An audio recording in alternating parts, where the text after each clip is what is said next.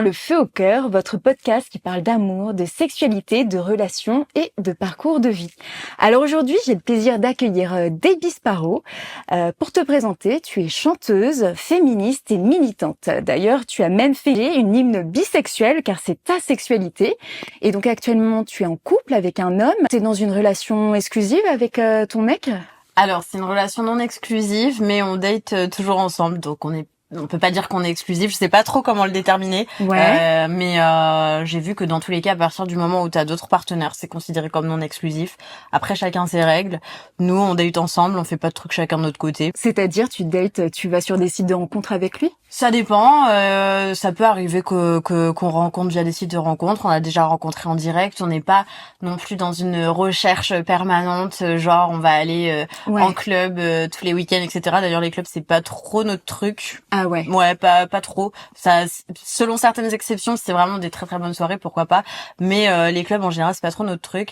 Mais voilà, on aime bien la rencontre plutôt spontanée, tu vois, quand tu le sens, quand tu le sens, quand il y a un feeling qui se passe et que voilà, que ça circule bien, les énergies circulent bien. Je comprends. Et c'est plutôt avec des hommes, des femmes N'importe, ça dépend. Okay. C'est vraiment selon le feeling. Après, c'est vrai que au départ, comme pas mal de mecs, on va pas se mentir qu'il y avait un petit peu je pense cette peur, ou je sais pas si c'est de la peur ou si c'est de l'ego, mais bon, voilà. En ce qui concerne les partenaires masculins, mais en soi, c'est pas fermé. Ça peut être couple, enfin voilà, c'est vraiment, on n'a pas de critères particuliers. Le maître mot, c'est surtout de s'écouter et de respecter aussi nos règles et puis d'avoir bien évidemment et puis si tous les deux on est chaud, bah let's go quoi. J'adore. Et c'est quoi ta dernière expérience avec lui, tu te souviens? Oui, je m'en souviens très bien, c'était cet été. Écoute, c'était trop bien comme expérience, franchement, je pense que c'est une des meilleures expériences qu'on ait eues en termes, justement, quand je te disais que faut que les énergies elles passent bien, elles soient fluides et tout, bah là c'était vraiment le cas. Pour le coup, c'est une personne qu'on a rencontrée sur Tinder, je crois. OK. Parce que parfois, vu qu'on s'est rencontrés sur Tinder, en fait, voilà, parfois je m'amuse un petit peu. C'est vrai que le site m'avait un petit peu, enfin l'application m'avait un petit peu saoulée au bout d'un moment parce que les gens qui étaient dessus, c'était plus trop ma came. Enfin, genre il y avait une ambiance qui était un peu bizarre, soit tu vois, ça laisse plus trop place ni à la découverte ni à l'imagination, soit ça veut rester trop derrière l'écran. Moi personnellement, c'est pas mon truc. S'il faut qu'on se rencontre, qu'on boive un verre, qu'on discute et qu'il se passe rien, le but c'est pas forcément on peut dire baiser.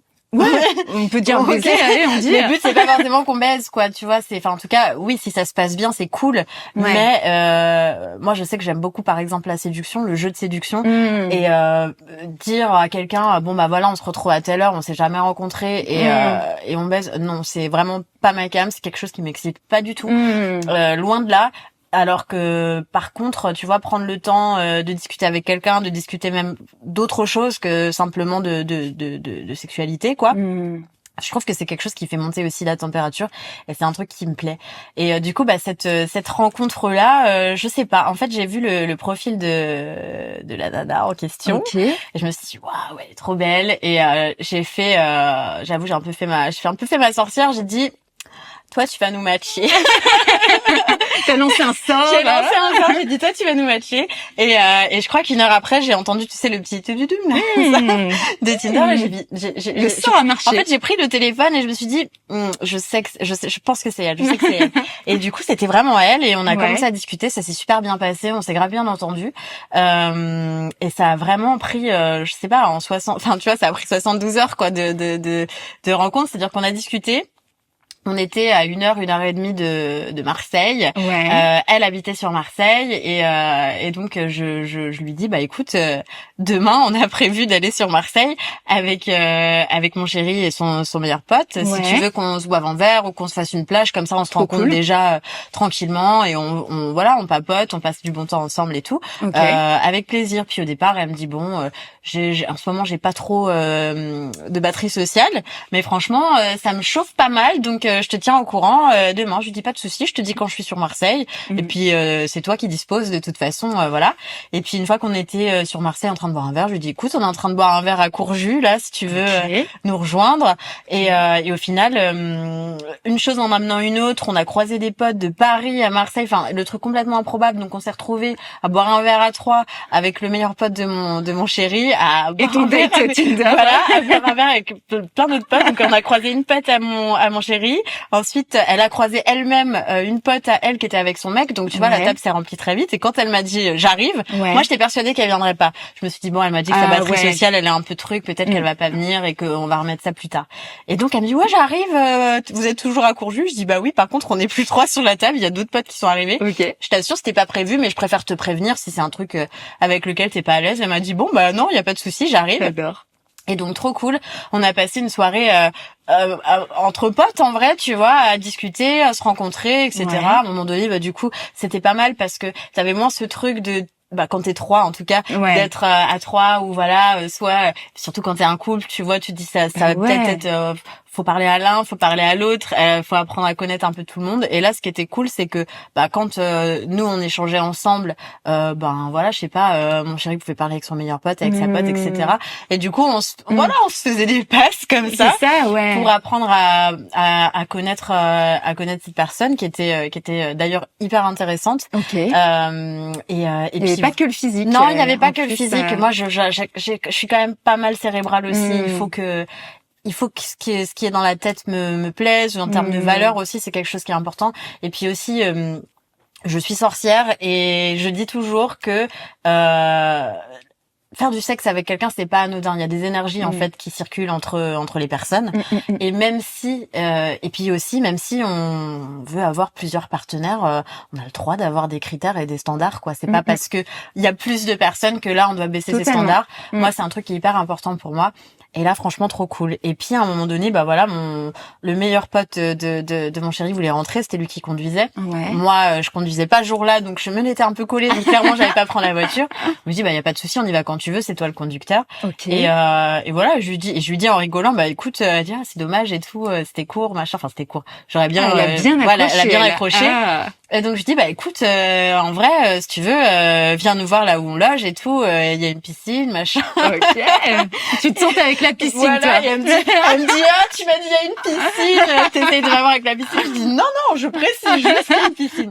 Et en fait elle m'a dit en vrai demain je fais rien, ça me chauffe, je te redis. Et donc une fois de plus je me dis elle va pas venir, on s'est vu la veille voilà. Et elle est venue. Et ça s'est super bien passé, on s'est fait un barbecue, on est parti se baigner dans la piscine. Elle nous a rejoint, on a fait un barbecue, c'était trop bien, c'est trop bien entendu, elle s'est trop bien entendue avec mon chat. Ça, c'est vraiment, ça marque des points, c'est super important. Je regarde grave le comportement de mon chat vis-à-vis des nouvelles personnes que je ramène. Elle doit plaire à 3 personnes, tu te rends compte? Non mais exactement, je te jure. Et non, c'était super. À un moment donné, la nuit est tombée, les esprits ont commencé à s'échauffer. J'ai proposé qu'on aille se faire une petite trempette de nuit avec sans maillot de bain. Voilà. Non, on était avec les maillots de bain au début quand même. Il s'était encore rien passé. J'aime bien faire durer, moi. J'avoue, j'aime bien faire durer. Je fais monter la température, mais personne s'est encore touché, personne truc. Juste, tu vois, il y a des joutes verbales. Et on va dans la piscine en pleine nuit quoi, les lumières étaient éteintes, franchement c'était super, il y avait les étoiles et tout, le ciel étoilé, j'avais l'impression d'être dans une comédie non même pas une comédie, je sais pas, un teen movie, tu vois. On a envie d'y être comme tu mais vraiment c'était super quoi. Et puis voilà, dans la piscine, voilà, une chose en entraînant une autre. On commence à s'embrasser, etc. Et le truc drôle, c'est que il y avait un robot de piscine dans la piscine à ce moment-là qui nettoyait le fond. Et quand j'ai peur de ce que tu vas dire. Non mais alors attends. Donc nous on est là dans notre truc, ça devient super chaud et tout. Et là je sens un truc qui me monte dessus littéralement. Mais pas un bon truc, tu vois, j'aime bien qu'on me monte dessus, mais là c'était pas quelque chose, c'était pas une sensation agréable. Et je hurle parce que je me dis mais qu'est-ce que c'est? Putain, c'est le robot. Donc là gros fou rire dans la piscine. Et puis on a décalé dans la chambre et voilà, il s'est passé ce qui s'est passé jusqu'au matin et vraiment c'était super. Vraiment c'était top, c'était une super rencontre humaine et sexuellement c'était top aussi, donc rien à dire. Et il y a pas de jalousie quand il se passe ça, toi t'as pas... Non, de toute façon honnêtement, et d'ailleurs, s'il y a des personnes qui écoutent ce podcast, j'ai envie de donner le conseil aussi. C'est quelque chose dont vous devez avoir envie tous les deux. Il y a énormément de choses à discuter avant, à deux. Et même si on a posé certaines règles et qu'on a commencé à avoir du coup des relations comme ça un petit peu non exclusives, il faut toujours rediscuter les règles. Et nous, par exemple, il y a une règle qui est hyper importante, c'est que si nous deux on ne va pas bien ou qu'on est dans une période difficile, tu vois, où on s'embrouille un petit peu, ou qu'il y en a un des deux qui est pas en capacité, que ce soit, tu vois, psychologiquement ou physiquement, il y a pas, il y a pas de rencontre, quoi. C'est nous deux. Et puis on se suffit très bien tous les deux aussi, hein. Donc on vit des choses très très cool aussi tous les deux. Donc on n'est pas, faut pas être comme ça là. Ça vient tout seul de toute façon si ça doit venir. Voilà. C'est très important que tu le précises. C'est le couple quand même qui est au centre et que vous respectiez l'un l'autre vos barrières, que vous écoutiez. C'est quand même la base pour que ça fonctionne et qu'il n'y ait pas de jalousie ou qu'il y ait quelqu'un qui se sente à l'écart. Bien sûr. C'est très important. Et puis c'est important de mettre les parts parce qu'on est quand même un couple, tu vois. C'est pas comme si il y avait que des personnes célibataires qui décidaient de, tu vois, de se faire une expérience. Là, on est quand même un couple. Il faut aussi que là où les personnes qui, je dirais pas qu'elles viennent dans notre intimité non plus parce qu'on vient dans la leur ou dans la sienne aussi. Mais c'est important de mettre les personnes à l'aise quand on est une entité en tant que couple, je trouve, parce qu'on est deux et que on est là aussi pour mettre les personnes à l'aise. Donc si ça va pas entre vous, super quoi. Donc s'il y en a un des deux déjà qui est mal à l'aise, puis la tierce personne ou la quadruple personne qui est enfin tu vois, c'est vraiment un truc à éviter et surtout dans le sexe quoi. Ah ouais, ça peut créer des gros malaises, des embrouilles après. Et puis ça peut laisser des dégâts chez voilà, psychologiquement chez les personnes de s'être sentie mal à l'aise alors que tu vois, t'es dans quand même dans un contexte où t'es hyper vulnérable, tu vois. Et c'est quoi la différence entre bisexuel et pansexuel? C'est la grande question, celle-ci.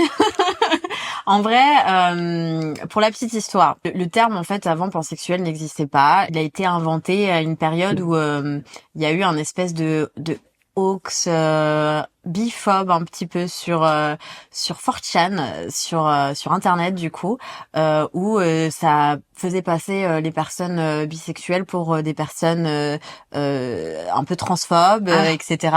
Et du coup, pour se sortir de ce carcan, il y a le terme pansexuel qui a été inventé parce que les personnes voulaient pas être associées. Ce terme-là qui était devenu péjoratif. C'est la petite minute culture du net. Mais aujourd'hui, il y a eu des vraies définitions qui se sont ajoutées parce que les mots évoluent. La différence, en fait, et c'est important de le dire, c'est que les personnes bisexuelles ne fréquentent pas que soit des hommes, soit des femmes. On peut tout à fait... Déjà, un homme trans est un homme et une femme trans est une femme. Donc déjà, il n'y a pas de questionnement là-dessus à se faire. Et c'est du coup un fond de pensée qui est profondément transphobe, qui est pas ok. La différence aujourd'hui, c'est que une personne bisexuelle peut fréquenter 2 genres ou plus, mais peut avoir des préférences en fait selon les genres. Je te dis des bêtises, par exemple, je sais pas, je vais aimer les cheveux très longs chez les hommes, mais les coupes courtes chez les femmes. Après, on s'entend, c'est un panel qui est très très large, mais les personnes pansexuelles vont plutôt aimer l'esprit, sans voir le genre. Elles vont être attirées par des personnes sans voir le genre, sans distinction de genre, alors que les personnes bisexuelles vont quand même dire oui là j'aime ça chez une femme ou j'aime ça chez un homme ou j'aime ça chez une personne non binaire, mais on peut tout à fait aussi fréquenter des personnes non binaires sans problème, ou même gender fluide, etc. On n'a pas la même sensibilité en fait, tout simplement. Ouais, c'est un peu un courant de pensée. C'est un peu oui, en vrai, c'est un peu un courant de pensée. C'est pas quelque chose que tu maîtrises ni que tu choisis, quoi. Tu vois ce que je veux dire? Mais oui, effectivement, moi, même si je sais que le genre est une construction sociale, et ça, on est tous d'accord pour se le dire. J'aime quand même certaines choses dans la féminité, j'aime quand même certaines choses dans la masculinité, et j'aime quand même certaines choses aussi dans la non-binarité. Et ça, c'est vraiment quelque chose qui est propre à la bisexualité. Alors qu'une personne pas, on s'en fout, quoi. Non, c'est difficile quand même. C'est un peu difficile, c'est technique, mais de toute façon, le plus important, c'est surtout que la personne en question se sente assez à l'aise avec comment elle se définit. Et de toute façon, c'est à la personne de se définir et non pas aux autres autour. Donc, en vrai de vrai, d'ailleurs, s'il y a des gens qui regardent ce podcast, faites votre propre définition de vous-même, en fait. Et si vous voulez pas mettre de mots, vous avez le droit de ne pas mettre de mots. C'est aussi important de le dire. Toi, t'as compris comment que t'étais bi? j'ai compris. Enfin, j'ai compris. J'ai su très jeune que j'étais attirée aussi, un peu par tout le monde. Enfin, que c'était possible d'être attirée par tout le monde de mon côté, parce que je pense que mes premiers bisous, tu vois, avec des filles, c'était genre en maternelle, donc c'était quand même un truc qui était hyper conscient chez moi. Ouais. Mais tu sais, t'as ce truc où tu te poses pas la question parce que t'es enfant. Donc moi, je cherchais pas ni à mettre de mots, et puis ni à ça posait pas de problème, parce que tu ramènes pas quelqu'un chez toi, enfin tu présentes pas quelqu'un encore à ta famille, etc. Donc ou à tes amis, etc. Donc tu te frottes pas tout de suite à la LGBTophobie ou à la biphobie, etc. Après, en grandissant, j'avais conscience que j'étais attirée par exemple aussi par les femmes. Moi, c'était encore très très binaire, mais c'était une époque aussi où on n'avait pas encore eu toutes les connaissances, on n'avait pas accès non plus à toutes les connaissances, parce qu'on n'avait pas, on pouvait pas aller sur internet comme ça, on n'avait pas accès à autant d'informations. Donc c'était un peu compliqué pour nous les queers de cette époque-là, de savoir où se placer. La Gay Pride s'appelait encore la Gay Pride, donc pour nous c'était, tu vois, même si j'y allais, je sais que il y avait d'autres personnes de la communauté qui étaient là, mais pour moi ça restait majoritairement une Pride pour les personnes gays et plus, tu vois. Alors qu'aujourd'hui, on l'appelle la Pride, et on sait que c'est pour toutes les personnes qui font partie de la communauté. Et il y a eu une période où je disais, je crois que c'était vers le lycée, oui, moi j'aime aussi les femmes, mais je pourrais pas sortir avec une femme. Alors c'était tu pouvais pas être amoureuse, voilà, mais sexuellement grosse connerie. Et il y a énormément de personnes bi qui ont eu ce même vécu que moi. Je l'ai su plus tard en discutant avec d'autres personnes bisexuelles, ce qui est pas forcément évident, parce que on se reconnaît pas, on n'en parle pas. On est un peu rejeté des deux côtés, donc on a du mal à se rencontrer. Ça se fait plus aujourd'hui, et c'est aussi pour ça que j'ai écrit le titre bien, parce que j'ai dit attends, il faudrait peut-être quand même qu'on commence à se réunir et à fédérer, à dire écoutez, ouais, on est là, enfin genre il y a un B dans LGBTQIA+, ce serait bien que nous aussi on soit solidaires entre nous, et qu'on se donne de la force, bien qu'il y a énormément de personnes qui nous ouvrent les bras, il y a pas de souci. On est rejeté du côté des hétéros, on est rejeté du côté, tu vois, des gays ou des lesbiennes, selon le genre. Et du coup j'ai dit bon ce serait bien qu'on fasse porter nos voix, et surtout qu'on échange nos vécus pour voir si on a vécu les mêmes choses, pour se sentir aussi peut-être compris d'une certaine manière. T'avais fait, une vidéo très intéressante sur le sujet, où tu comparais ton métissage, où tu disais, parfois avec certaines personnes, soit je suis trop noire, soit je suis trop blanche. Et du côté de ma sexualité, c'est pareil. Parfois je suis trop hétéro, parfois je suis trop lesbienne. Exactement. Est-ce que tu sens vraiment ce cliché, ce truc où t'es pas dans une case et ça va pas? Je le sens, parce que c'est vrai que c'est un peu l'histoire de ma vie. C'est-à-dire que déjà moi je suis métisse plein de trucs. Donc on me dit t'es quoi? Je suis autant noire que arabe, que espagnole, que enfin voilà. Et oui, j'ai beaucoup de mélange, mais en même temps les gars, il y a eu l'esclavage, il y a eu des gens qui ont voyagé aussi, puis il y a eu des gens qui ont été assez ouverts d'esprit pour fréquenter des personnes qui sont pas de la même culture. Et moi c'est l'histoire de ma famille, donc c'est comme ça. Mais c'est vrai que c'est compliqué, parce que d'un côté ou de l'autre de ta famille, tu peux te sentir parfois un petit peu à l'écart, et même si ça va pas être directement hyper violent, ça va être des trucs un petit peu normalisés, où tu vas te dire ouais ok, oui, ok, j'ai des origines marocaines, je parle pas arabe, on m'a pas appris à parler arabe. Mon grand-père parle arabe, ma mère ne parle pas arabe, tu vois. Mon père parle un petit peu créole, mais pas vraiment. Mes grands-parents parlaient créole, mais t'as aussi toute une histoire derrière, où les parents qui arrivaient en France, et notamment sur Paris, etc. Leur but c'était d'être de s'intégrer le plus possible, pour éviter d'avoir trop de problèmes. Donc l'idée c'était de se dire on va pas leur apprendre à parler la langue, parce que il y avait deux écoles, il y en a qui ont continué, puis il y en a qui étaient là non faut que tu parles français, quoi. C'est très important que tu parles français. Et moi c'était un peu ça, et du coup j'ai des pans de ma culture que j'ai dû aller chercher, et c'est un peu pareil pour ma bisexualité, en fait. C'est que déjà là t'es complètement paumé, c'est-à-dire qu'on dit non mais alors attends, faut que tu choisisses, soit t'es hétéro, soit t'es lesbienne, mais tu peux pas être les deux, ou si t'es ni l'un ni l'autre, c'est que t'es perdu. On te considère comme perdu. On te considère comme perdu, et c'est une phase, et ça va passer, tu vois. Alors que pas du tout, on peut le voir aujourd'hui, c'est absolument pas une phase. Après, pour les origines, ça c'est un truc que tu choisis pas non plus, mais tu vois ce que je veux dire, c'est inhérent. Et oui, je fais le parallèle, parce que c'est vraiment ça. Puis il y a aussi le côté, tu vois, j'ai grandi en banlieue, mais j'ai un style alt, ce qui est absolument pas un problème en banlieue. Mais en fait, le truc c'est que il y a des gens qui vont me dire ouais, mais je comprends pas, t'es quoi? Alors moi c'est la grande question, mais t'es quoi du tout. Enfin, genre, ouais. t'es un peu ci, un peu ça. Tu viens du 93, mais t'as un style gothique alternatif. On sait pas trop. Le moment où j'ai vraiment mis, oui, je suis bi. En fait, regarde, la nana qui te traitait mal et tu continuais de retourner à chaque fois vers elle et tout quand t'étais plus jeune. Est-ce que au final t'étais pas un petit peu amoureuse? Oui, c'est vrai. Et puis avec le temps, t'as tes premières vraies relations avec des femmes ou avec des personnes queer qui sortent de la binarité. Et là tu dis mais en fait c'était ça. Et là tu comprends. Mais c'est du temps. J'ai jamais cherché à être normale. Ça c'est un truc où j'ai jamais eu de problème avec qui je suis. Je n'ai jamais fait les choses pour le regard des autres.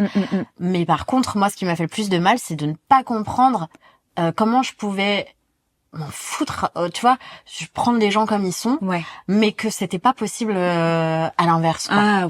Moi, c'est ça qui m'a fait le plus, je pense, le plus de mal. C'est le fait de pas comprendre comment c'était possible qu'il y ait des gens qui puissent être aussi méchants, en face de quelque chose qu'ils ne connaissent pas, en fait. Bah oui. L'inconnu fait peur et on le rejette. Du coup, on le rejette. Bien sûr. Et ça, c'est quelque chose, voilà. Et puis, bien évidemment, t'as eu aussi la première fois où j'ai eu un crush sur une nana lesbienne et puis qu'elle m'a dit écoute on peut faire des choses si tu veux mais je sortirai pas avec toi parce que les billes on sait très bien que vous allez aller chercher un zizi au bout d'un moment. Ah ouais d'accord, donc toi en fait tu vois les gens que par rapport à ce qu'ils ont entre les jambes, c'est quand même hyper problématique, tu vois. Alors je dis pas que toutes les femmes lesbiennes sont comme ça ou tous les hommes gays sont comme ça, mais c'est une problématique que beaucoup de personnes bisexuelles ont vécu. Je comprends. On te jugeait en fait certaines personnes te jugeaient par rapport à ton passé. T'as fréquenté des hommes, donc si je te fréquente, j'ai peur qu'au bout d'un moment ça te manque de pas aller revoir un mec. Et c'est hyper réducteur. Ça veut dire que c'est vraiment on nous voit comme les chouins de la communauté LGBTQ+. C'est fou, ça. Genre on va manger à tous les râteliers, il nous en faudra toujours plus et alors que ça n'a rien à voir. La fidélité et le respect, c'est des choses qui n'ont rien à voir avec son identité sexuelle. Si vous décidez de respecter quelqu'un, si vous décidez de vous mettre avec quelqu'un et de respecter cette personne et de respecter vos règles, à ce moment-là, il y aura pas de problème, quoi. Il y a ce cliché de l'infidélité. Forcément, si t'es bi, tu vas être une personne infidèle parce que, voilà, moi, je ne peux pas combler tous tes désirs. Tu vas avoir envie de chercher. Il y a surtout un problème de manque de confiance, en vrai, en face de ces personnes-là. C'est-à-dire que t'as tellement peur que j'aille voir l'autre côté que mais enfin à ce que je le sache il y a énormément de tromperies chez les lesbiennes, chez les gays, chez les hétéros aussi. Il n'y a pas besoin d'être bisexuel pour aller voir ailleurs, clairement. Et je pense même, après ça c'est ma théorie, qu'on est vraiment pas les pires, sachant que on a vu tous les côtés, nous on est ouvert en fait, tu vois, on est ouvert d'esprit, on sait, tu es comme tu es, et je te prends comme tu es, et c'est tout, quoi. Il y a pas de réflexion poussée comme ça sur qu'est-ce que t'as entre les jambes, où tu vas aller, etc. quoi. Limite, ça peut t'aider quand tu rencontres quelqu'un, si il part avec ce postulat, ce cliché, tu sais que ok, c'est pas fait pour toi et que tu vas aller voir ailleurs. Oui, maintenant c'est no way. Non, maintenant on a avec le temps et l'expérience. Écoute, je vais te laisser dans ta fermeture d'esprit, et puis peut-être que un jour tu grandiras, je l'espère. Ouais, ton mec, ça lui a pas posé de soucis. Pas du tout. Non. Et puis moi, je suis hyper transparente là-dessus. De toute façon, je pense que ça se voit. Je ne cache pas qui je suis, et ça c'est un de mes points d'honneur. Je ne cache pas qui je suis et je le cacherai pour rien au monde de toute façon. Donc, tu prends le package. Ou tu te casses, quoi. Ouais, c'est ça. Ouais, mais j'adore cet état d'esprit, Tu prends ou tu te casses. Voilà. Après, ça veut pas dire que je peux pas travailler sur moi, dans une relation, etc., ou m'améliorer. C'est pas ce que je dis, mais je parle vraiment pour des trucs aussi, c'est mécanique presque, en fait. Ça enlève tout le romantisme des choses. Et tout ton entourage est au courant que tu es bi, tes amis, ta famille. Ouais, tout le monde le sait, même si effectivement il y a certains membres de ma famille avec qui je vais pas avoir forcément une discussion hyper poussée, mais je l'ai jamais caché. Quand j'étais au lycée, j'ai fréquenté un homme trans, donc autant te dire que à cette époque-là, on n'en parlait pas. Voilà, pour ma famille, c'était une femme, tu vois. Donc même si j'essayais d'expliquer que c'était pas le cas. Voilà, là, c'était compliqué, donc ils m'ont vu. De toute façon, ils m'ont vu dater tout type de personnes. Et sachant que je faisais des concerts et que pendant une période je faisais pas mal de concerts avec ma famille, ben si la personne avec qui je sortais devait venir me voir, et ben elle allait venir me voir et vous alliez la respecter. Voilà, c'est tout. C'est comme ça. T'as imposé quoi. J'impose, bien sûr. Attends, je vais pas me cacher. Non, mais ouais, c'est pas facile dès que ça touche à la sexualité et que c'est pas une sexualité entre guillemets, bien sûr, conventionnelle, ça peut bloquer et créer un certain tabou en fait Bien sûr. chez les gens, même les gens très proches. Bien sûr. Mais le problème, c'est en vrai de vrai, c'est surtout le regard que vous portez. C'est-à-dire que même en vrai, même ce terme de dire orientation sexuelle, c'est une chose, mais en vrai de vrai, ça comprend tellement plus que la sexualité. Il y a des sentiments derrière, il y a des gens qui se rencontrent, qui s'aiment, qui vivent des choses, qui évoluent ensemble, qui font des projets.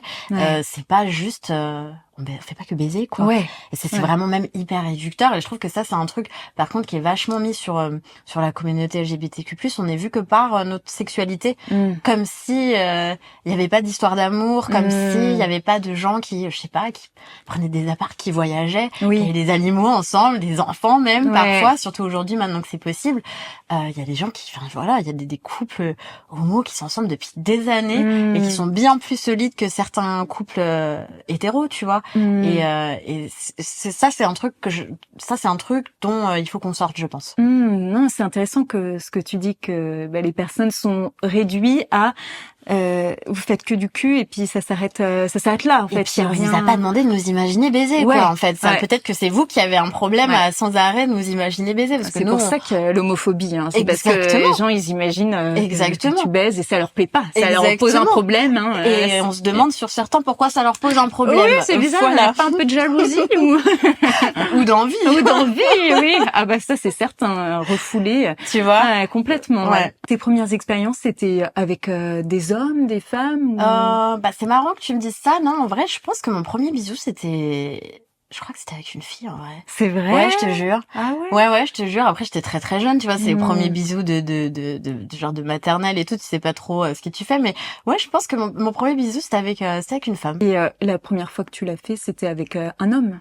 Mes premières expériences un peu touche pipi, c'était plus jeune aussi, j'avoue que moi j'ai tout fait assez jeune.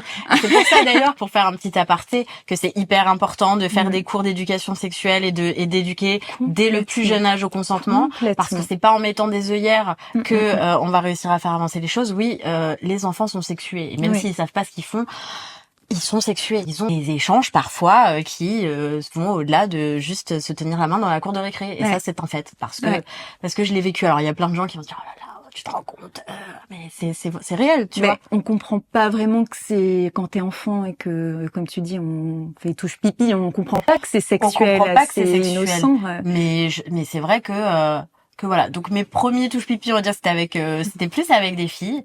Et en même temps, c'est vachement plus sécurisant, tu vois ce que je veux dire. On a la même chose, on se comprend plus même à cette époque-là, tu vois. C'est-à-dire que les garçons sont en train de jouer au ballon comme des cons dans la cour, quoi, de se rouler par terre, et nous on est là en mode ok. Après là c'est très très genré ce que je viens de dire, bien évidemment qu'il y a des filles qui jouent au ballon aussi, tu vois. Là je grossis le truc, mais t'as capté. Mais effectivement là, le premier vrai rapport, enfin je sais pas si on peut dire vrai rapport parce qu'il y a pas de vrai ou de faux rapport, mais on va dire le premier rapport. C'était avec un homme, Le fait que t'aies embrassé des filles, tu t'es dit, bon, peut-être expérimenter plus avec des femmes. Je l'ai jamais fermé en tout cas, mais c'est vrai qu'il y a quand même eu une période où j'ai pas du tout... surtout la période du collège. La période du collège, j'ai pas du tout eu de rapprochement avec des femmes. Enfin, je sais pas, pour moi, j'étais une fille, donc il fallait... c'est jeune, le collège. Ouais, il fallait plaire aux mecs, quoi. Puis t'es tellement... Je veux dire, il y a même plein de témoignages de meufs lesbiennes qui vont dire, mais même moi, alors que je savais dans le fond que je n'aimais pas les mecs, j'avais quand même ce désir de plaire aux mecs, tu vois, d'avoir la validation masculine. Et du coup, tu te perds un peu là-dedans. La pression du groupe aussi. Alors, les garçons, ça se passe comment? T'as envie de faire un peu comme tout le monde. Exactement. Et du coup, je me suis un peu perdue, et puis je me suis retrouvée progressivement au lycée. Ça révèle, le lycée. Ça révèle. Mais j'ai fait mon vrai coming out en mode, tu peux sortir avec une femme, et en fait, t'as déjà été amoureuse avant, mais tu l'as même pas vue, quoi. J'avais même pas envisagé que ça puisse être possible, que ce soit un crush à cette époque-là, parce que t'étais tellement formaté que tu disais maintenant je veux être sa copine. J'ai très très très envie d'être sa copine. Très très belle. Ouais, tu vois. Peut-être c'est un peu tu t'es pas posé la question à l'époque de pourquoi t'avais autant envie d'être sa copine alors que c'était une grosse connasse avec toi, tu vois, genre. Et il y a eu plein d'histoires comme ça. Et on en parlait avec ma meilleure amie qui elle a fait son coming out il y a pas longtemps et qui me disait mais purée, je suis en train de repenser à des trucs que j'ai eus. Et je me rends compte que qu'en fait c'était des crushs quoi. Ah ouais, sur le tard, tu réalises en fait. Exactement. Ah ouais, si je voulais me rapprocher ou me mettre à côté d'elle Est-ce que j'ai en cours de maths, tu sais, mais t'as vraiment ce truc. Est-ce que j'ai très très envie d'être amie avec elle? Est-ce que j'ai envie de lui ressembler? Ou au final, est-ce que j'ai pas juste envie d'être sa meuf quoi? Ah ouais. Tu vois? Ouais, c'est super intéressant. Est-ce que t'as des périodes où t'as plus envie de fréquenter des hommes ou des femmes? Est-ce qu'il y a des moods où... Ouais, c'est vrai qu'il peut y avoir certains moods. Je vais pas mentir. Après, c'est plus en termes d'énergie. Ok. Parfois, effectivement, j'ai besoin d'énergie féminine, mais en soi, j'ai déjà trouvé de l'énergie féminine chez des hommes. J'ai déjà trouvé de l'énergie masculine chez des femmes aussi. C'est-à-dire énergie masculine, féminine. Qu'est-ce que tu pourrais qualifier, par exemple? Il peut y avoir un côté, tu vois, ce truc hyper rassurant que tu peux avoir quand t'es entouré de femmes, par exemple. Ouais. Ce truc hyper rassurant, ce truc un peu mystique aussi. Ouais. Quand tu couches avec une femme, en vrai de vrai, il y a un truc mystique qui se passe. Ah ouais. Et c'est même pas, je parle même pas. C'est important que je le dise. J'inclus aussi les femmes trans. Hein, c'est pas qu'une question de vulve. Il y a vraiment un truc qui se passe qui je trouve est de l'ordre un peu du divin, tu vois. Ok. Qui est pas du tout pareil avec une énergie masculine où là on va être peut-être un petit peu plus brut de décoffrage et tout, mais ça peut me plaire aussi, tu vois. Et ça c'est un truc qu'au final avec le temps j'ai pu trouver chez à peu près tout le monde, selon les personnalités, les énergies des gens, etc. Il y a énormément de cultures, dont certaines de mes cultures, avant qu'il y ait les religions monothéistes, etc., qui arrivent, qui parlent de ce concept. T'as énormément d'énergie, t'as pas que l'énergie masculine et féminine, t'as l'énergie de non-binarité, qui a d'autres noms selon les cultures, etc. T'as l'énergie du les deux en même temps. Tu vois, t'as ceux qui sont ni l'un ni l'autre, ceux qui sont les deux en même temps, et t'as ceux aussi qui s'estiment comme un truc à part entière, autre chose, tu vois. Et en fait, t'as 5 énergies. Et ça, c'est un truc que tout le monde a à l'intérieur de lui. Et selon ce que tu vas faire, tu vas peut-être ressortir plus telle ou telle énergie, ça va dépendre. Et parfois, dans ta sexualité, tu vas ressortir plus une de ces énergies-là. Parfois tout en même temps, parfois ça va switcher. Et ça dépend vraiment des personnes et du contexte aussi, parce que selon l'énergie que tu vas avoir en face, tu vas répondre d'une manière aussi. Et ça, c'est un truc que je trouve hyper intéressant en sexualité. Il y a vachement aussi ce cliché que si tu couches avec une femme, deux femmes ensemble, ça va être beaucoup de douceur, et avec un homme, ça va être un peu plus... Voilà. Tu peux en parler. Oui, je peux en parler. Non, ça n'a rien à voir. Vraiment, ça n'a rien à voir. Non, ce n'est pas doux et plein de pâquerettes et plein de roses de coucher avec une femme. Ça peut être très très on peut avoir beaucoup de poignes aussi, hein. Il y a plein de types de pratiques différentes aussi qui peuvent amener soit de la douceur, soit de la brutalité, soit même de la violence consentie bien évidemment. Et non je peux dire qu'il y a peut-être certains mecs qui ont été trop doux pour moi plus que certaines meufs. Voilà. C'est important de préciser. Ça fait partie des gros clichés. C'est pour ça, tu vois, que des hétéros, ils veulent se glisser dans une relation lesbienne. Ils se disent, oh là là, c'est doux et moi je vais temporiser, je vais amener un petit peu de force. Franchement, dans certains contextes, faut mieux que le mec qui se casse parce qu'il sert à rien. Prenez déjà à faire jouir une personne avant de vouloir en faire jouir plusieurs, quoi. Mais il y a le côté aussi anatomie. On sait en tant que femme comment ça fonctionne. Peut-être qu'il y a un truc où on se comprend plus. Tu l'as ressenti peut-être.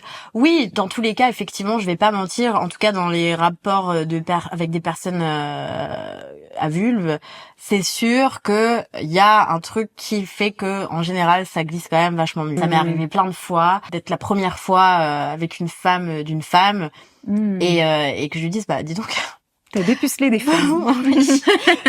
mais pour une première fois c'était très bien, je te rassure. Elle me fait OK, c'est cool, ça me rassure. Je dis après c'est vrai que je le dis souvent, moi c'est même ma meilleure amie qui a fait son coming out il y a pas longtemps. Je lui dis t'inquiète, quand tu vas arriver en face tu vas savoir exactement ce qu'il faut faire. C'est bon. Mais c'est rassurant de le dire parce que je pense que, et puis j'ai entendu des amis qui me le disaient, qui avaient envie de coucher avec des femmes mais qui se bloquaient.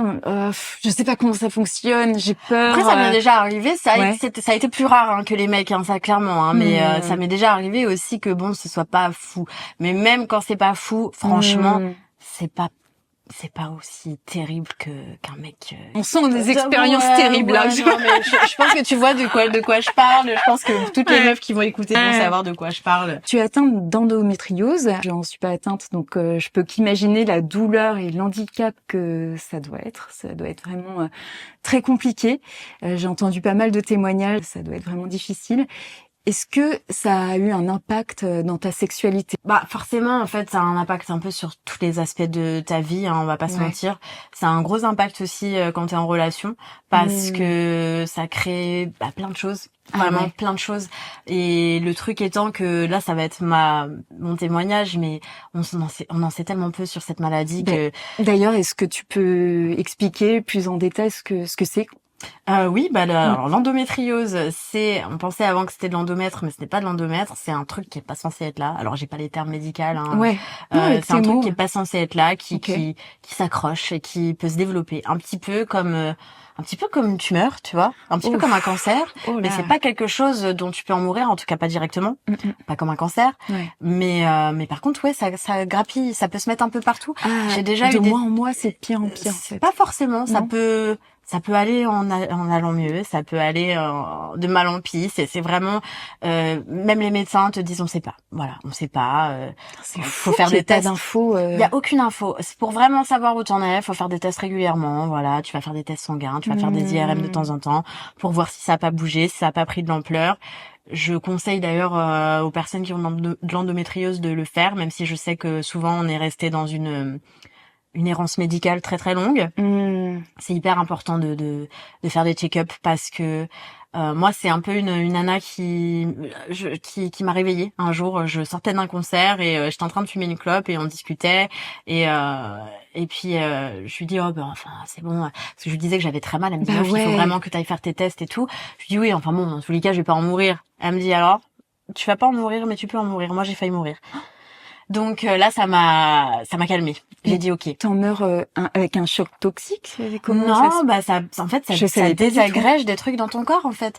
Si t'as quelque chose qui est pas supposé être là, qui grossit, qui prend de l'ampleur, ça peut appuyer sur d'autres choses, ça peut créer d'autres problématiques. Elle, il me semble qu'elle avait eu tellement de saignements que ça avait commencé à atteindre ses organes en fait à l'intérieur. Oui, j'avais vu que ça montait en fait. Ça monte en fait. J'ai déjà rencontré des femmes qui savaient qu'elles pouvaient potentiellement perdre l'usage de leurs jambes parce qu'elle avait de l'endométriose dans ses jambes. On t'a diagnostiqué comment ton endométriose? Ça a été long. J'ai commencé avec des kystes aux ovaires au collège pour te dire, et j'ai eu plein de problématiques. J'ai ma bartholinite aussi. La bartholinite, alors, c'est une des glandes qu'il y a en gros, on a plein de glandes sur tous les deux côtés là de la vulve. Et c'est celle qui est vraiment toute proche de l'entrée. Ah, ok. Voilà. Et en fait, elle se draine plus correctement, donc en gros, elle se bouche. Et du coup, tu continues à chaque fois que t'as un rapport, etc., elle continue de se remplir. Et elle grossit. Elle se remplit de quoi? Elle se remplit de cyprine, quoi. Voilà. Sauf qu'à force, en fait, après, ça crée un kyste parce que à force, c'est pas censé stagner ici. Et pareil, ça, j'en avais jamais entendu parler. Je me dis, c'est bizarre, j'ai une petite grosseur et tout, mais c'était encore souple. C'était visible. C'était un peu visible. Et j'ai pris rendez-vous directement chez gynéco, mais on était en plein été, bien évidemment. Donc le temps d'avoir mon rendez-vous, ça s'est empiré. Je me suis réveillée un matin avec une clémentine entre les jambes, je pouvais plus m'asseoir, je pouvais plus marcher, enfin genre c'était horrible, j'avais une couille qui poussait. Non, c'était horrible. Franchement, c'était horrible. J'ai dû du coup trouver des urgences gynécologiques parce que tu comprends pas ce que c'est, ça doit faire. Je me suis dit ça se trouve c'est une tumeur, je vais mourir, je vais perdre je vais perdre ma chatte quoi. Je vais perdre ma chatte, c'est la fin de ma vie, je pourrais plus rien faire, moi qui aime le cul en plus, genre non mais là c'est terrible. Et puis psychologiquement c'est difficile aussi parce que tu vois littéralement ton intimité quoi. Et puis ta féminité aussi parce que même si on sait que ça passe pas que par là, psychologiquement on est quand même intrinsèquement encore hyper lié à tout ça, tu vois. Sûr, Je dis super, si j'ai plus de chat, j'ai quoi. Vraiment c'est tout ça qui me traversait l'esprit. C'est quelque chose qui est courant chez les femmes? C'est super courant en fait. Non mais moi j'ai vu que c'était super courant et ils ont déjà envoyé des très très jeunes filles qui, parce que j'ai fait une vidéo là-dessus qui a dépassé je sais pas combien de millions de vues sur TikTok. J'en ai parlé en 2020 et j'en ai parlé plus tard aussi là il y a pas très longtemps. C'est devenu chronique. Ah donc ta boule elle revenait. Elle revenait, c'est-à-dire que je me suis fait opérer en urgence, d'accord. Donc déjà j'arrive aux urgences, on me dit bah on va falloir opérer madame. Je fais quoi? Ah la vache. Donc opération de cet endroit-là, je peux te dire que j'ai pas fait la fière. Après j'étais alitée pendant un mois. Enfin c'était en plein été, j'étais en plein déménagement. Enfin c'était horrible. Et en fait très peu de temps après cette opération, j'ai vu que ça revenait. J'ai passé mon temps à scruter des forums pour trouver des réponses en fait, de témoignages de femmes qui avaient eu ça. Bah en fait non, pas tant que ça, parce que une fois que j'ai su ce que c'était, je me suis aperçue que c'est terrible ce que je vais dire, mais que les témoignages des personnes qui l'avaient vécu m'apportaient plus d'informations que les médecins. Ah ouais. Tu vois? Et fou. du coup, j'ai su qu'est-ce qu'il fallait que je demande comme opération, etc. Parce que j'ai vu que ça revenait. Et en fait, j'ai vu qu'on fait une mise à plat du kyste, mais que dans presque 90% des cas, ça revient en fait. Et là, le problème, c'était devenu chronique. Et bien évidemment, ce que je ne savais pas encore à ce moment-là, c'est que j'étais aussi atteinte d'endométriose. Donc, qui dit endométriose, dit variation hormonale. Donc, t'as des pics qui sont pas normaux, qui créent des problématiques comme ça.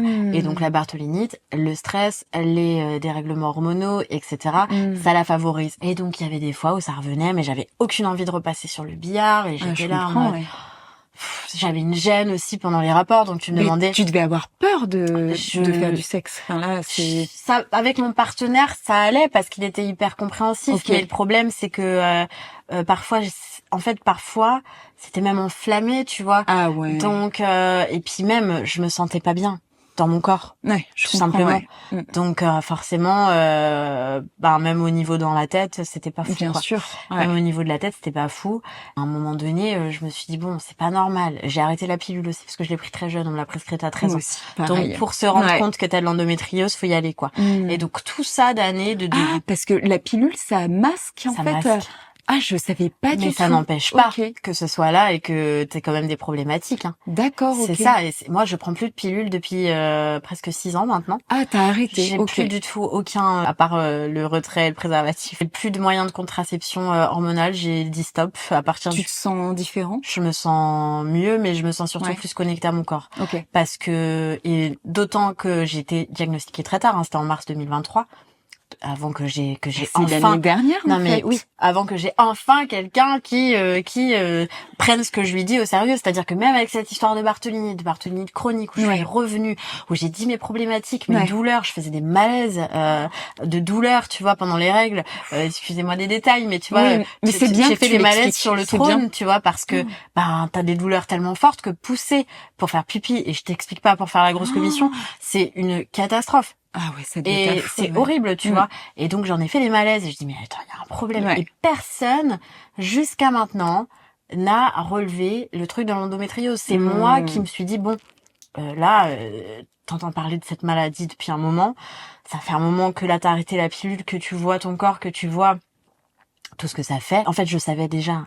J'avais juste besoin qu'on mette les mots. Et pareil, on m'a prescrit une échographie avant de me prescrire l'IRM. Je dis mais les gars, faites-moi l'IRM direct. Enfin genre je suis déjà passée sur le billard, machin, compagnie, j'ai eu des kystes, j'ai tout qui prouve que j'en ai. Pourquoi vous me faites une échographie alors que on sait que dans genre il me semble que c'est 70% des cas, on ne voit rien à l'échographie. Mais il y a une grosse errance médicale, surtout chez les femmes, où on sous-estime en fait la douleur. On pense que, surtout pendant les règles et tout, que c'est normal de souffrir. Il n'y a pas que la douleur. Oui. Et les pics hormonaux, ça joue sur la santé mentale. Moi, je sais que il y a toujours quelques jours avant mes règles, ça va être. J'ai remarqué 10 jours avant, puis après quelques jours avant, je vais me réveiller complètement dépressive. Et c'est pas ma dépression à moi, c'est clairement les hormones en fait qui font ça. Et ça s'appelle un TDPM, trouble dysphorique prémenstruel. On se lève en ayant l'impression d'avoir le poids du monde sur nos épaules, que notre vie c'est de la merde, que tous nos choix c'est de la merde, que on sait même pas pourquoi on est ici, et c'est terrible. Et il y a eu des études qui ont prouvé que la plupart des suicides chez les femmes c'était en fait juste avant les règles, donc pendant cette période de SPM. Tu vois, et donc là, j'arrive avec je savais même pas, moi. Tu vois, Ouais. j'arrive avec toute cette connaissance-là. J'ai dû aller chercher ces informations-là pour me comprendre parce que je n'ai eu quasiment aucun médecin qui a pris ce que je lui disais au sérieux. Et en fait, pour la plupart, soit ils sont pas formés, soit ils ont pas toutes les infos, soit, je sais pas, soit ils s'en foutent un peu aussi peut-être. Ah, c'est dramatique. Et sous pilule, ça masque en fait. Sous pilule, ça masque tes cycles. Mais j'avais quand même des problématiques sous pilule. J'avais régulièrement des dérèglements de pH. J'avais régulièrement, je faisais régulièrement des malaises vaginales. Enfin, tu vois, j'avais plein de trucs aussi. Et puis la pilule me convenait pas forcément. On m'a proposé quand j'ai été diagnostiquée parce que c'est la seule chose qui te propose, une pilule et des antidouleurs. Et j'ai dit non. Ouais. Non, tu voulais pas te réinfliger ça. Non, j'ai dit non, c'est pas grave, je vais dealer et au moins je sais où en est mon corps. C'est très compliqué, je trouve, en tant que femme, de trouver une contraception qui convienne. Bien sûr. Est-ce qu'il y en a vraiment une qui convient? Je sais pas. Je comprends totalement les femmes qui continuent de prendre une contraception parce que flemme, en fait, de tomber enceinte du premier pecno venu, tu vois. Bah ouais, c'est chiant. On est toutes les deux de la même génération et nous, à partir de 14 ans, on prenait la pilule et il n'y avait pas d'autre alternative. Bien sûr. Même nos parents, ma mère, elle m'a dit, tu prends la pilule, je l'ai prise, il y a pas de souci. Exactement. Et tu réfléchissais même Exactement. pas. Ouais, c'est ça. C'était comme ça. Moi, j'ai été voir mon premier gynéco, il m'a dit, je vais vous prescrire la pilule. En plus d'être complexé par vos seins, ça peut-être vous les faire gonfler un peu. Quand tu réfléchis, tu il t'a dit ça alors que t'as rien demandé? J'avais rien demandé. Et tu sais quoi? Il m'a même dit, et ma mère n'était pas avec moi, elle m'attendait dehors. Et d'ailleurs, elle m'a dit, on va plus jamais le voir. Et moi, j'avais pas compris à l'époque. Elle m'avait dit, mais si vous êtes complexé par vos seins, moi, vous savez, je suis aussi chirurgien plastique. Si votre mère est d'accord, on peut très bien programmer une opération à vos 16 ans. Mais c'est une horreur. C'est une horreur. Donc, le mec est en train de faire sa pub à une gamine de 14 ans, tu vois. Il voulait te refaire les seins. T'avais rien demandé et il fait sa pub. C'est un enfer. C'est un enfer. Donc, en termes de violence gynécologique, c'est aussi ce qui, tu vois, je pense qu'on est beaucoup à avoir vécu des violences gynécologiques, que ce soit par les mots ou par les actes. Et ça favorise l'errance médicale aussi parce qu'on y va à reculons, tu vois. Ouais. Déjà, ça fait peur de montrer son intimité à quelqu'un que tu ne connais pas. Et puis voilà, on en parle de plus en plus heureusement, mais faut-il trouver le bon qu'il ait de la place et c'est très compliqué. J'ai trouvé je retournerai pas la voir parce que c'est 80 boules parce que ça coûte cher aussi d'être malade. Là, j'ai débloqué un petit peu mon ALD, ma MDPH, faites-le si vous avez de l'endométriose, c'est très très important. J'ai pas encore débloqué la MDPH, mais la ALD ça m'a beaucoup aidé parce que du coup, j'ai pris la décision de me refaire opérer pour ça de Bartholini une bonne fois pour toutes parce que il faut pas attendre d'être en crise pour se faire opérer parce que sinon c'est enflammé et à part te vider ta glande, ils peuvent rien faire. Et là, je suis allée voir une gynéco qui est dans le centre, la Fondation des femmes, ça s'appelle. C'est dans le Marais, qui sont spécialisés du coup pour les toutes les maladies un petit peu comme le SPOC, l'endométriose, etc. Ça coûte une blinde, mais une fois que j'ai eu mon ALD validé, c'est cool, je ne paye plus rien, donc c'est quand même hyper intéressant et important. Et bien que elle a été froide sur certaines choses, en tout cas, elle m'a super bien opérée. Je me suis fait opérer en janvier dernier et pour le moment, tout est ok. J'ai retrouvé ma chatte. Félicitations. Voilà, je suis super contente et en fait, elle m'a fait une marsupialisation, c'est-à-dire qu'elle a fait un nouveau trou, quoi. Elle a fait un nouveau trou plus grand. Oh la vache, pour pas qu'il se rebouche. Voilà, c'est fou. Mais sacré parcours, ouais. Et c'est fou de me dire qu'il y a autant de femmes, d'après ce que tu me dis, t'as reçu pas mal de témoignages qui ont plus ou moins des parcours comme ça. En fait, c'est hyper tabou, quoi. C'est hyper tabou. C'est fou. Et vraiment, là où je me suis rendu compte et que ça m'a réveillée, c'est les deux vidéos que j'ai fait, la première en 2020 et la seconde juste avant mon opération, parce que je racontais un petit peu mon parcours, etc. Justement. Oui, mais c'est énorme à chaque fois et à chaque fois la vidéo peut être le million de vues parce que il y a des femmes dans les commentaires qui viennent m'écrire même en DM et me dire ouais j'ai une boule là et je sais pas et on m'a renvoyé chez moi et je me dis mais c'est fou, on est combien en fait, on est combien en galère comme ça avec des mots qui sont totalement explicables, qui existent, mais on fait pas de recherche dessus, on fait pas de prévention dessus, on nous dit rien, et la bartholinite, on n'est pas obligé d'avoir de l'endométriose pour en avoir une, ça peut arriver à n'importe quel moment de la vie, ça peut arriver pendant la grossesse, et ils disent que normalement c'est pas censé arriver avant tel âge, ça peut arriver chez des très jeunes filles qui sont venues m'écrire, tu vois, et qui osent pas, parce qu'elles vont pas avoir de gynéco et compagnie. Je pense qu'on est tout un petit peu en errance médicale de ce côté-là. vrai de vrai. C'est pour ça que je pense que ton témoignage est super important, c'est essentiel et rien qu'une personne qui pourrait nous écouter et être concernée, rien que savoir qu'elle est pas seule, quel parcours entreprendre quand il y a tout ça quoi. C'est vrai. C'est super important d'en parler quoi. C'est vrai. Ça me fait beaucoup d'émotions. Je trouve c'est tellement fou que pendant des années tu aies souffert comme ça le martyre sans être comprise. Mais on s'en rend même plus compte. Hein. Moi, la dernière gynéco, elle m'a dit mais je vous conseille quand même de prendre vos antidouleurs parce que vous êtes en train de cramer vos récepteurs à la douleur. Donc en fait, et alors ça c'est vraiment un problème de femmes. Il n'y a pas que les femmes qui ont de l'endométriose qui ont ce truc-là. On est éduqués à nous dire que on va accoucher dans la douleur, on va avoir nos règles dans la douleur et que c'est normal alors que ça l'est pas. Et du coup, je pense que c'est pour ça qu'on a développé une résistance à la douleur. Mais ce que me disait ma chirurgienne, c'est que c'était pas forcément positif en fait, parce que du coup, on voit pas quand on a des trucs graves qui sont en train de se passer. On a tendance à se dire oh non mais j'ai un peu mal, mais c'est pas grave. Alors que en fait, si. Hein, pendant que eux ils sont en train de pleurer par terre parce qu'ils se sont coupés avec une enveloppe. Tu es une femme qui a des poils, tu les assumes. Je sais pas, ça fait combien de temps que t'as arrêté d'épiler, arrêté de raser? Alors moi c'est surtout mes dessous de bras. Je fais quand même les jambes parce que j'estime que j'en ai pas assez et que ça fait vraiment genre des touffes comme ça, du coup j'enlève. Mais vraiment les dessous de bras c'est très symbolique pour moi parce que ça se voit direct.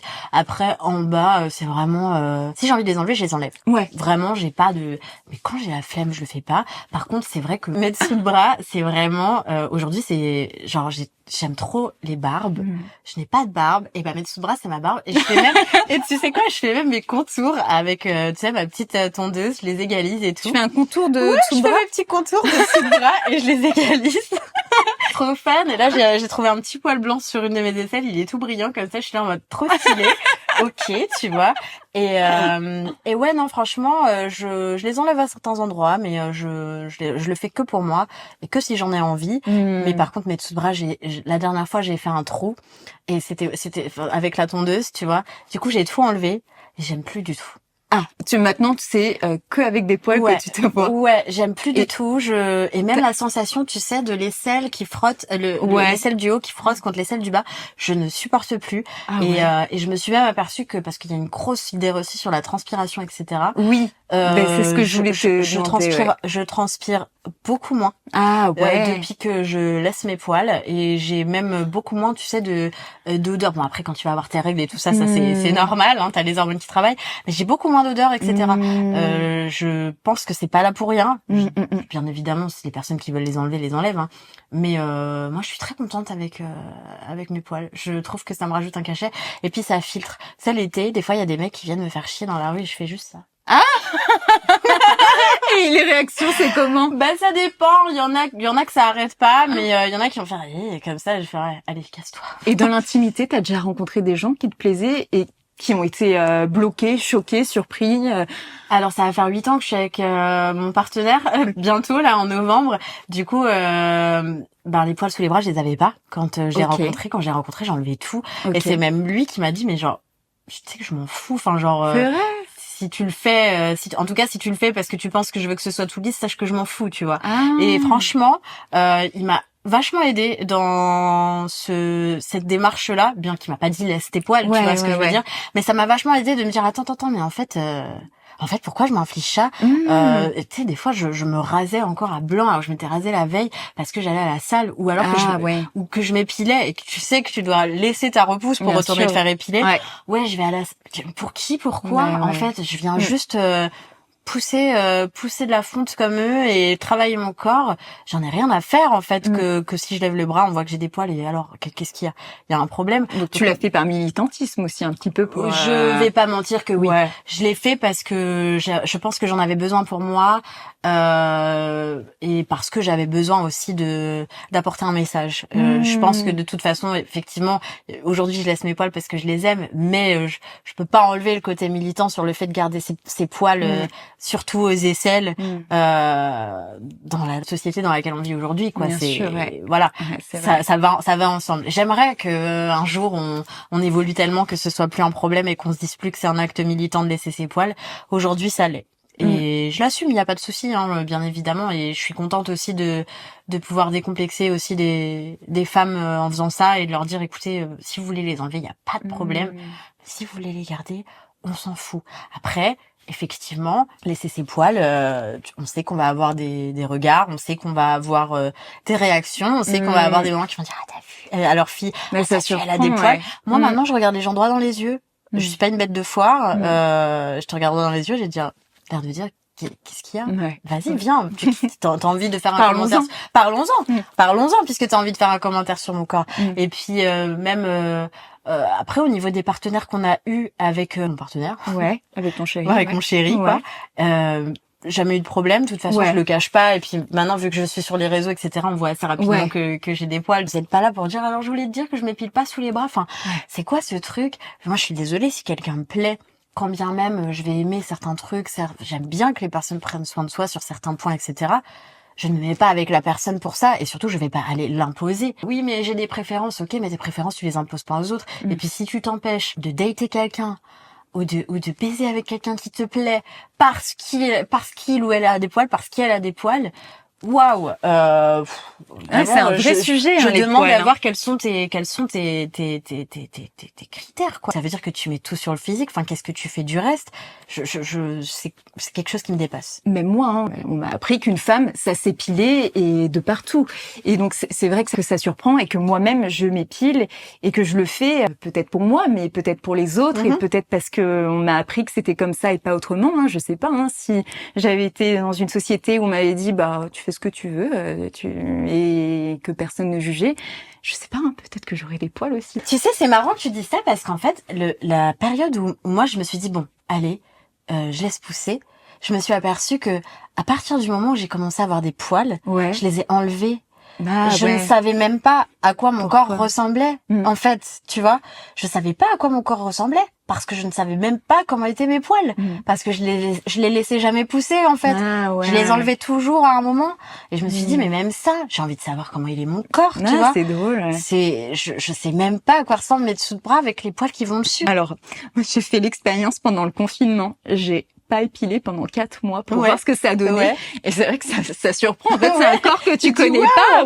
Tu dis, j'en ai là. C'est trop bizarre. Non, mais c'est pour ça que moi, par contre, j'aime bien faire les contours et égaliser parce que le barbier de la fouf. Le barbeur de la fouf et le barbeur des aisselles. Tu sais, j'aime beaucoup, tout ce qui va être visuel, artistique, etc.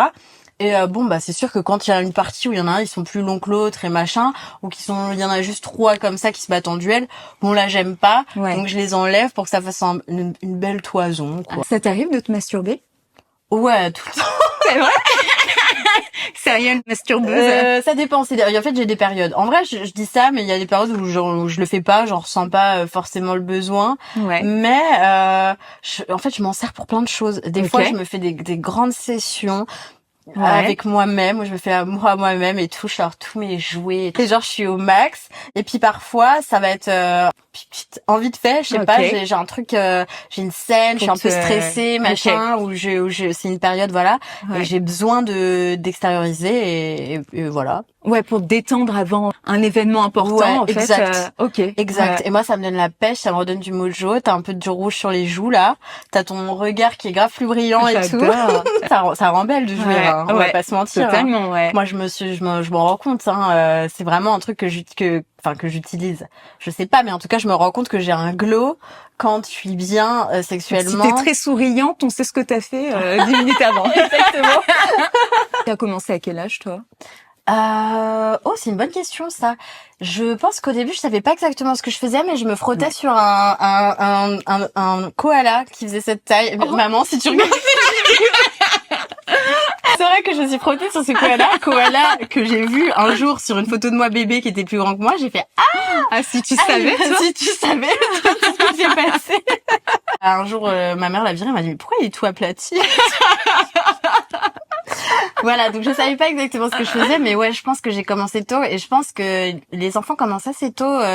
Frottement, ouais, le frottement, ouais. Ouais, beaucoup. Hein. Ça, soit il y a l'édredon, le coussin, le coin de table. Le coin de table. Mais ouais, c'est vrai. C'est vrai, le coin de table. Ben, je l'ai déjà entendu. Ah ouais. Pourquoi pas? Après, on fait avec ce qu'on a, quoi. Bon, surtout quand on sait pas ce qu'on fait. Enfant, c'est tes premières expériences, mais tu sais pas ce que c'est. Parce que c'est même l'orgasme. En fait, au début, moi, je me souvenais, je regardais dans le dictionnaire la définition de l'orgasme, et j'étais là, ouais, mais ça me dit pas ce que c'est. Je comprends pas. Ah, parce que tu cherchais à savoir, alors c'est quoi cette sensation que j'ai? Même pas, j'étais juste hyper intéressée déjà par la sexualité, je vais pas mentir. Du coup, j'allais voir les mots comme ça pour savoir ce que ça voulait dire, tu vois. Je disais, mais je comprends pas, mais qu'est-ce que c'est? Et je pense que très jeune, je me suis dit, bon, je comprends pas exactement ce que c'est, mais je pense que un des goals de ma vie, c'est quand même de savoir ce que c'est, je pense de l'expérimenter quand même, parce que ça a l'air cool. J'ai pas encore compris ce que c'est, mais ça a l'air cool. T'as eu le livre du zizi sexuel? Oui, je l'ai eu, bien sûr. Bien sûr, je l'ai eu. Oui. C'était notre bible. Ouais, grave. Ah ouais, les milléniums, je crois qu'on a tous vécu avec ça. Tu sais, avec Titeuf, où tu devais mettre ton doigt pour faire le zizi. Moi, ça m'avait vraiment marqué, hein, ce livre. C'est vrai que je crois qu'il a marqué tout le monde. La couverture violette, là. Ça a marqué toute une génération. Ouais. Si tu devais prendre 15 sextoys sur une île déserte, tu prendrais lequel? Je pense que je prendrais le womanizer. Et bien sûr, obligé, qu'est-ce que je vais faire avec le reste? Le reste, c'est un bonus. Tu vois, tu dis, oh, j'ai envie de changer ce soir, je prends l'autre. En vrai, de vrai, womanizer, satisfier, voilà. C'est tout petit, t'imagines pas que ce petit truc va pouvoir faire des choses. La fois que tu utilises tu vois, un masturbateur à air pulsé comme ça, parce qu'il y a d'autres marques, tu vois. Tu te dis, mais, waouh, mais qu'est-ce que... Au début, même limite, tu sais pas trop comment t'en servir parce que t'as l'impression que c'est trop fort, que tu sais pas trop comment le placer. C'est vrai. Il faut un temps, hein, je trouve, d'adaptation pour réussir à s'en servir. Le côté air pulsé que tu ne poses pas directement sur ta peau, t'as du mal à capter que ça va te faire un truc. C'est vrai. Alors qu'au début, tu dis, waouh, c'est fort. Qu'est-ce qui se passe? Ah ouais, c'est complètement fou. Ouais. Tu consommes des films pour adultes? J'en consomme, oui, j'en consomme. Après, j'ai un peu changé ma manière de consommer. Hein. Je pense qu'on est beaucoup, bien que parfois j'y reviens. Je vais pas mentir. Je fais mon max pour en sortir, mais parfois j'y reviens. Par contre, je fais hyper attention à ce que je regarde, à ce que je recherche. C'est-à-dire que tu vois, même si je vais sur un site, je sais que je vais taper plus boîte de réal où je sais qu'ils font tel type de vidéo et que c'est ok. Je vais swiper les autres. Enfin, je vais pas aller sur les autres. Parfois, ça m'arrive aussi de consommer du OnlyFans aussi. Ok. Ouais, ça m'est déjà arrivé. Je me suis déjà abonnée à un compte de mec ou de meuf. Voilà. Puis, parfois, bon après, des fois on enlève l'abonnement, des fois on le remet parce que j'ai un petit problème aussi avec certaines personnes dans le libertinage en France. Mais on peut en parler après. Mais de temps en temps, on a un abonnement Wild et il y a des lives qui sont très très bien, des rediffusions de live qui sont très très bien, de personnes qui sont complètement ok pour avoir mis ces images-là. Et du coup, ça permet c'est vrai que j'aime bien le visuel. J'aime bien les podcasts érotiques, etc.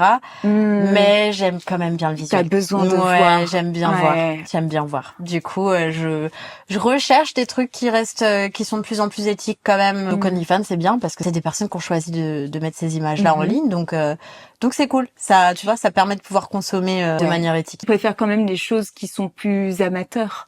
Oui, bien sûr. Ah oui, complètement. Mais ça, je crois que de plus en plus. En fait, je n'ai jamais pu le truc tout lissé là avec les nanas qui personne ne jouit comme ça, personne ne gémit comme ça.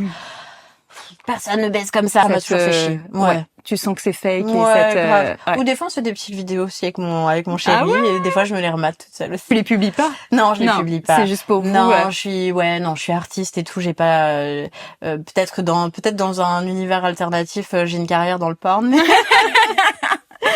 Mais non, je les publie pas. Tu consommes plus du contenu lesbien, hétéro, tout? Ouais, ça dépend de mes moods. Moi, je suis par phase, je suis par mood. Parfois, je vais regarder plus du porno lesbien. Parfois, je vais regarder parfois, je regarde du porno gay aussi. Ah, ok. Ouais, parfois. Et puis, j'aime beaucoup aussi le porno bi, c'est génial. Tout le monde peut se toucher et tout, j'adore. Tu sais que ça, j'ai appris que pas mal de femmes, et c'est assez secret, regardaient du porno gay. Ouais. Mais ça m'a vachement surprise. En vrai, si tu aimes les hommes, cool de voir des hommes faire des trucs entre eux. Moi, vu que j'aime tout, je peux tout regarder. Après parfois, je suis dans une période un petit peu plus kinky, donc j'ai regardé un peu plus de contenu kinky. Ça, c'est ce qui est pas mal avec le contenu kinky, c'est que en termes de consentement, tu sais que le contenu, il est éthique. Franchement, s'il y a bien un contenu que tu peux... Bon, bien évidemment, on s'entend, hein, il y a des vidéos sur lesquelles il vaut mieux pas tomber, hein, voilà. Mais en général, quand même, le contenu kinky, les boîtes de réal kinky, etc., on sait que c'est quand même vachement axé sur le consentement. De toute façon, le BDSM en général, c'est hyper axé sur le consentement. Totalement. Et c'est vrai, ça. C'est vrai, hein, tu vois. Bah, c'est les bases du BDSM. Bien sûr, bien sûr. Totalement. Plus que, tu vois, on a vu le scandale de Pornhub. La plupart des vidéos problématiques, c'est des vidéos hétéros, hein. Des vidéos hétéros ou lesbiennes qui ne sont pas lesbiennes, des personnes qu'on force à faire certains trucs. Je sais qu'il y a pas, que je m'y connais pas assez, mais je sais que dans le porno gay, c'est pas fou non plus. Pour consommer éthique, faut se renseigner, il y a pas le choix. Et je pense que faut que tout le monde fasse un peu l'effort aussi. C'est vrai que je pense que la plupart des gens, ils ont envie, ils cherchent et voilà, il y a pas cette recherche-là. Peut-être que comme maintenant davantage de personnes consomment du contenu amateur, il y a moins ces problèmes avec, tu sais, Jackie et Michel et tout ça, où il y avait eu des énormes scandales. C'était terrible, hein, c'était terrible. Et donc là, en fait, les personnes sont leurs propres créateurs, donc il y a moins de problèmes comme ça. Ouais. C'est clair, c'est clair. Et je trouve ça super cool d'ailleurs que le porn évolue de ce côté-là. Ouais. C'est vrai que j'aime beaucoup le porn. J'adore le porn, j'adore l'esthétique du porn. J'ai toujours, même tu vois le porn des années 90, Clara Morgan, etc.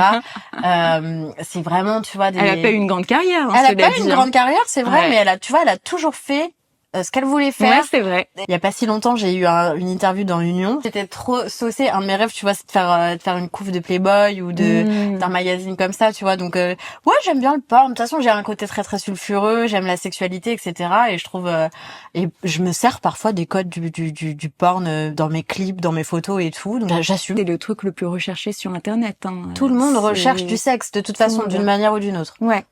Autant qu'il soit éthique, comme tu dis. Aujourd'hui, on dit bon. Ok, il y a eu ça, maintenant on évolue, on peut essayer, on propose des alternatives, et puis il y a aussi des personnes, des acteurs de cette industrie qui font l'effort aussi maintenant de proposer des contenus différents, et ça c'est cool. Est-ce que tu peux me parler un petit peu de ta musique qui concerne ta sexualité, tes engagements? Je fais du rock, j'ai sorti un projet là du coup en mars 2023 qui s'appelle Sorcière. C'est un projet hyper engagé celui-ci. C'était hyper important pour moi et je pense que j'étais à une période de ma vie où de toute façon j'avais besoin de dire ces choses-là. Effectivement, ça parle énormément. Enfin, il y a des sons où je suis très en colère dedans, clairement. Ce qui est important pour moi dans ma musique, c'est surtout déjà d'être en accord avec moi-même. C'est la base. Aussi en tant qu'artiste, c'est important pour moi de faire passer des messages parce que j'estime que on n'a jamais fait passer d'aussi grands messages qu'à travers l'art. Et bien qu'il y ait certains artistes qui font le choix de ne pas être engagés, je pense que ce serait me trahir que de ne pas le faire parce que c'est déjà ma personnalité. J'ai fait 2 hymnes, hein, il y a Sans soutif et il y a Bien. Donc Sans soutif, c'est un hymne féministe qui parle du harcèlement de rue, qui parle du fait que les femmes, enfin voilà, si je pouvais marcher tranquille, je le ferais sans soutif. En soi, je le fais déjà sans soutif, mais tu vois, c'est quelque chose que j'ai vécu, que j'ai ressenti, et puis que ça veut aussi dire si je pouvais marcher tranquille, je réfléchirais pas à est-ce que je mets cette jupe ou pas, alors que je suis pas accompagnée avec mes potes ou avec mon mec ou avec ma meuf. Tu vois ce que je veux dire? Et ça, c'est un truc où on se pose la question, hein, encore aujourd'hui. Je dis, bah non, je peux pas mettre ça, là, je vais aller dans tel quartier. Bien sûr. Et quand bien même il va rien arriver de grave, j'ai pas envie qu'on me fasse chier. Tu vois. Et des fois, tu sais déjà qu'on va te faire chier, même si tu mets pas ce vêtement-là.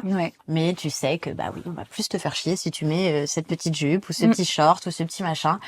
Et du coup, c'est vraiment pour ça que j'ai écrit ce titre-là, parce que on en a ras le cul, quoi. À un moment donné, c'est bon. Je suis d'accord. C'est fatigant. C'est fatigant. Tu vois, rien que là, pour venir ici, je sais pas, j'ai 9 minutes de marche, quoi. Et tu t'es fait t'as 5 mecs qui viennent, et puis maintenant, moi, j'ai plus de patience, donc je les envoie chier. Tu vois ce que je veux dire? Mais c'est quand même fatigant. Ouais, c'est ça. Tu vois à l'avance, tu peux faire un décompte qui il va t'emmerder. Il va t'emmerder, tu le vois de loin, tu dis lui, il va me faire chier. Et c'est terrible parce qu'en plus ils arrivent tous à penser qu'ils sont hyper originaux. Alors que ton pote là, juste avant là, 200 mètres plus haut, il a dit exactement la même phrase que toi. Tu vois, et on en peut plus. Vraiment. C'est pour ça que j'ai écrit ce titre là. T'as le titre Tout pété aussi qui parle de de tromperie, enfin Ok. d'adultère, d'une femme qui se rend compte qu'elle s'est fait tromper par son partenaire. On soupçonne que c'est un partenaire masculin, mais en vrai de vrai, ça reste quand même assez ouvert pour que chaque personne puisse s'identifier. Mais dans ce titre-là, je voulais vraiment légitimer la colère féminine, parce qu'on a tendance à, tu sais, ouais, mais j'ai pas envie de passer pour la folle. Et alors, en fait, L'hystérique. et même si tu passes, et même si peut-être t'es folle un peu aussi, t'as le droit d'être folle en fait. Eux, ils sont fous tous les jours dehors. Hein. On les voit, ils sont là, ils se parlent tout seuls, ils se roulent par terre, ils se cassent la gueule en sortie de boîte. Mais nous, par contre, on peut pas aller dire va te faire enculer un mec qui a été te tromper à tour de bras. Et malheureusement, c'est un truc qui est quand même hyper ancré chez les mecs hétéro-cis. On le voit dans certaines autres générations, t'étais vu comme un mec bizarre parce que tu trompais pas ta femme, tu vois. Fallait que tu prouves absolument que tu pouvais tomber toutes les meufs. Et c'est horrible parce que parfois, et je pense que beaucoup de femmes ont eu cette sensation-là en relationnant avec des hommes, on rencontre un mec qui est trop bien, trop cool, trop pas comme ça, mais qui est tellement ancré dans ce truc patriarcal que tu le vois faire, mais tu sais que c'est pas à lui. Ouais, Et ça rend sa nature. Et ça rend folle. Et ça rend folle. Et tu te dis, mais en plus, tu t'abaisses à ça. Avec tout le potentiel que t'as, tu t'abaisses à ça. Et vraiment, ce titre-là, c'était ça, quoi. Il y a des titres comme Juste pour une nuit qui parlent de romance saphique. Bon, après, effectivement, ce qui m'embête un peu sur ce titre-là, c'est que j'avais fait le clip avec une personne qui a eu des très graves accusations, alors que le clip était magnifique. Donc j'ai dû flouter la personne, c'est pas super bien flouté. J'ai été hyper le cul entre deux chaises parce que t'avais quand même une grosse équipe qui a bossé sur ce clip-là, que mon label m'a dit on peut pas take down le clip. J'ai dit ok.